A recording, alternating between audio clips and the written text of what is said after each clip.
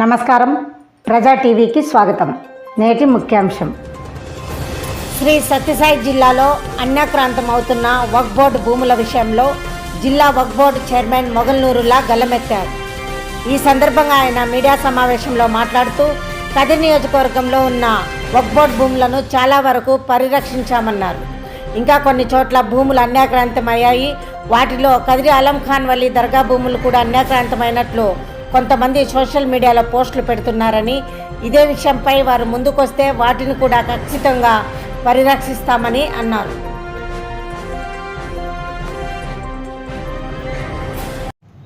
నమస్కారం. అస్సలాముఅలైకుం.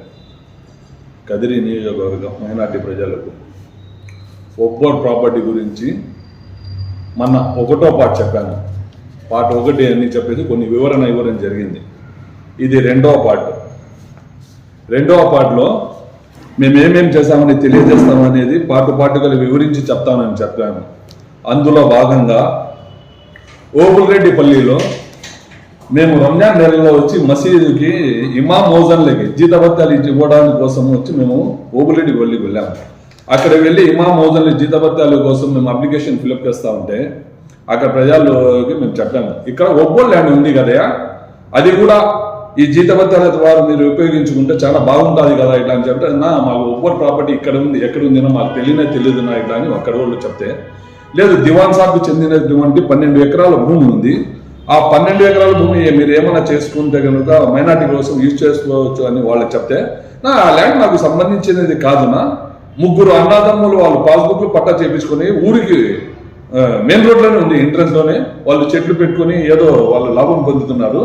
ఆ ఇంకో మసీదు కూడా లేదంటే అది దివాన్ సాబ్ అనేది అంటే లేదన్నా, అది ముందు పాతది ఒక మసీదులా ఉండే.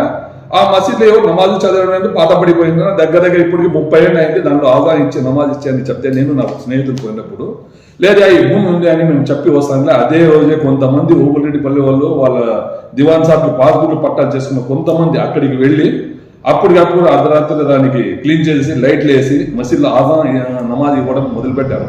ఆయన కూడా చాలా సంతోషం పడినా నేను, ఆ భగవంతుని దగ్గర ఇది కూడా ఒక మంచి పని చేశాను అనేది చాలా సంతోషించాను.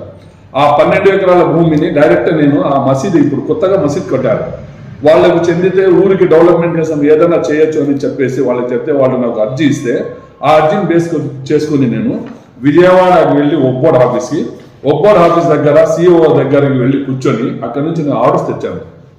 వక్ఫ్ బోర్డ్ ఆఫీస్లో విజయవాడ నుంచి, ఇది వక్ఫ్ బోర్డ్ చెందిన భూమే, ఇది మసీదు కోసం యూజ్ చేయాలా, ఎవరు పాస్బుక్లు 1B చేసుకున్నా కూడా దయచేసి క్యాన్సిల్ చేయాలని కలెక్టర్ గారికి వాళ్ళు ఆర్డర్స్ ఇచ్చారు. ఆ ఆర్డర్ తీసుకుని నేను కలెక్టర్ గారి దగ్గర వెళ్ళి కలిసి, ఇది పాస్బుక్లు 1Bలు చేసుకున్నా సార్, ఇది క్యాన్సిల్ చేయండి, ఇది మైనార్టీల కోసమే మసీద్ కోసమే ఇచ్చేయాలి సార్, కొంతమంది మాత్రం లబ్ధి పొందుతున్నారని కలెక్టర్ గారు అడిగితే ఆయన డైరెక్ట్ ఎంఆర్ఓ గారికి ఆర్డర్ ఇచ్చి ఎంఆర్ఓ దగ్గర నుంచి రిపోర్ట్ తీసుకుని మన కదిరి ఆర్డీఓ దగ్గరికి రిపోర్ట్ తీసుకుని వచ్చారు. మన ఆర్డీఓ గారు కదిరి ఆర్డీఓ గారు ఇచ్చిన రిపోర్ట్ ఇది క్యాన్సిల్ చేయాలని. ఇది 1 వీక్లో అయిపోతుంది. ఇందులో భాగంగానే నల్లజోడుకు సంబంధించినవి కూడా ఎంఆర్ఓ కూడా ఇంకా రిపోర్ట్ ఇవ్వలేదు. 6 నెలలు అయితే ఉంది ఆయనకి నోటీసులు అన్నీ ఇచ్చి, ఇంకా అది కూడా దగ్గరలోనే చేస్తాము. అందులో భాగంగా మెయిన్ విషయానికి వస్తున్నా, కదిరి ఆలం ఖాన్ వలి దర్గాకు చెందినటువంటి భూమి దగ్గర 80 ఎకరాల వరకు ఉంది రికార్డు. ఆ భూమి ఏమైందో తెలియదు. దానితో పాటు కొంతమంది ఆ భూమి ఈ ఆలం ఖాన్కి డెవలప్మెంట్ చేయడం లేదు, దీనికి మీరు ఏమైనా చేయలేరా, వక్ఫ్ బోర్డ్ చైర్మన్గా మీరు ఉన్నారే, మీరు ఏమైనా చేయండి అని చెప్పేసి నా దగ్గర వచ్చారు. వాళ్ళు సోషల్ మీడియాలో కూడా పేర్లతో సహా చెప్తాను, నాకేం భయం లేదు. ఉండేది ప్రజలు తెలియజేయడమే నా బాధ్యత కాబట్టి ఓపెన్గా పేర్లతో సహా చెప్తాను. రఫీక్ ఎంపీ నిజాం దగ్గర ఉండే హరిటోబి అంటారు రఫీక్, ఆ యొక్క డైరెక్ట్ సోషల్ మీడియా పెడుతున్నారు, మైనార్టీల కోసం మేము ఏమైనా చేయాలా, మైనార్టీలు అంతా కలవాలా. అవునన్నా, మైనార్టీల కోసం చేయాలా, మేము పోస్టులు పెట్టి పోస్టుకి అంకితం కావద్దండి. మీరు ఏమైనా చేయదలుచు, మీరు సదా ఖతీబ్లే కదా, మీరు కూడా ఏమైనా చేయాలని తలుచుకుంటే మీ తరఫు నుంచి ఆలం ఖాన్ మసీద్కి మీరు మాటికి అంటున్నారు, ఏదైనా చేస్తాం, ఏదైనా చేయండి, ఏమైనా చేయండి. వేరే వాళ్ళు చేసేది ఎందుకు, మీరే డైరెక్ట్గా ఒక కమిటీ ఏర్పరచుకోండి. వాళ్ళు తప్పు చేస్తున్నారని చెప్పేసి మాకు రైటింగ్లో ఇవ్వండి, ఒక్క రైటింగ్ చాలు. ఆ రైటింగ్ తీసుకొని వచ్చి మీరు ఇది తప్పు జరిగింది, ఈ భూమి అంతా కనపడడం లేదు, మసీద్కి డెవలప్మెంట్ లేదు, ఇంకోటి లేదు అనేది మీరు ఏమి ఇవ్వాలనుకున్నారు నోటీస్ ఇవ్వండి. నోటీస్ని పట్టుకొని మీరు కమిటీ ఒకటి రిజిస్ట్రేషన్ చేసి మిగతాదంతా నేను చేస్తాను కదా. ఉత్త సోషల్ మీడియాలో చేసి వాళ్ళు అది చేస్తున్నారు, వీళ్ళు ఇది చేస్తున్నారు, వాళ్ళు తినేస్తున్నారు, ఆలపాలి దర్గా చెందిన భూమి లేదు, దర్గా డెవలప్మెంట్ లేదు, దర్గాకి ఏమాత్రము ఇంప్రూవ్మెంట్ జరగడం లేదు. అవునన్నా, వాళ్ళు చేసిండేది చేస్తున్నారు. మీరు చేయాలనుకుంటే మీరు కమిటీ వేసుకోవాలంటే మా భయము, మీరు ముతువల్లిగా ఉండాలంటే భయము, మీరు ఏదైనా ముందర పడి చేయాలంటే మీకు భయము. మా భయం ఉన్నప్పుడు సోషల్ మీడియాలో నేను పెట్టడం ఎందుకు? మన ఫయాజ్ అన్న, మన అమీర్ అన్న కూడా చెప్పారండి, అన్న మీరంతా ఏదో చెప్తున్నారు మా ఆలపాలి మసీద్ గురించి డెవలప్మెంట్ లేదని చెప్పేసి మేమంతా కలిసి ఒక కమిటీ ఏర్పరచుకొని 11 మంది కమిటీ ఇచ్చేసి విచారణ చేయించండి ఆలపాలి దర్గా సంబంధించిన భూముల మీద అని ఒక్కోటి చైర్మన్ గారికి ఇస్తే కనుక ఆయన ఖచ్చితంగా చేస్తారని ఫయాజ్ అన్న కూడా చెప్పారు, మన రఫీక్ కూడా చెప్పారు కదా. మళ్ళా ఒక 10 రోజులు 15 రోజులు మీరు టైం తీసుకొని మన అమీర్ కూడా తుమ్మల మీరు అన్న గారు కూడా 10-15 రోజులు చేసుకుని ఎందుకు లేదా మాకు కాంట్రవర్షన్ అని చెప్పేసి అందరూ పక్కన జరుగుతున్నారు. అవునన్నా, కాంట్రవర్షన్ వచ్చే డెవలప్మెంట్ మీరు చేయాలనుకున్నప్పుడు మీరు ముందర వస్తేనే ఏదైనా చేయగలరు తప్ప ఎవరు చేస్తున్నారు అట్లా టైంలో గమ్మున ఉండిపోండి. ఎవరు చేస్తున్న పని వాళ్ళు చేసుకుంటూ ఉంటారు. మీరు అట్లా టైంలో కాంట్రవర్షన్కి చెప్పాల్సిన అవసరం లేదు కదా, ఈ సోషల్ మీడియాలో చెప్పాల్సిన అవసరం లేదు కదా. చేయాలనుకుంటే మీకు ధైర్యమే ఉంటే, దేవుని మాన్యాన్ని ఎవరో వాళ్ళు తింటున్నారనేది మీకు పక్క ఎవిడెన్స్ ఉంటే 100% చెప్తున్నాను. ఒక లెటర్ మీద ఇది డెవలప్మెంట్ జరగలేదని ఒక లెటర్ ఇవ్వండి.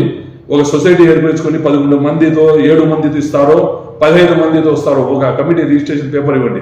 ఫస్ట్ మీరు లెటర్ ప్యాడ్ మీద నాకు ఇచ్చినారు ఎట్లా అంటే ఇమీడియట్లీ మీరు ఇచ్చిన 1 వీక్ లో నేను చెప్తున్నాను విచారణ నేను వేస్తాను. విచారణలో తప్పు ఇవి జరిగినాయి, భూమి లేదు, దానికి ఎవరైనా తినేస్తారని చెప్తే 100కి 100 ఆ కమిటీని పక్కన పెట్టేసి కొత్త కమిటీకి మాత్రం 100% అవకాశం ఉంటుంది. ఎందుకంటే చిన్న ఉదాహరణ ప్రతి ఒక్కరూ తెలుసుకోవాల్సినది, ఇది ముఖ్యమైన మాట చెప్తున్నా మీకు.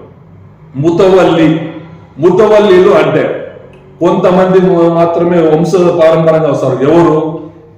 వెలుగుండ బాబా ఫక్రుద్దీన్కి సంబంధించిన వాళ్ళ కులమస్తులు, వాళ్ళ బాబాకి పెరుగుండ బాబా ఫక్రుద్దీన్ బాబా వాళ్ళ వంశస్థులకు సంబంధించిన తాజ్ బాబా కానీ నూర్ బాబా కానీ వీళ్ళు వంశస్థులు అంటారు.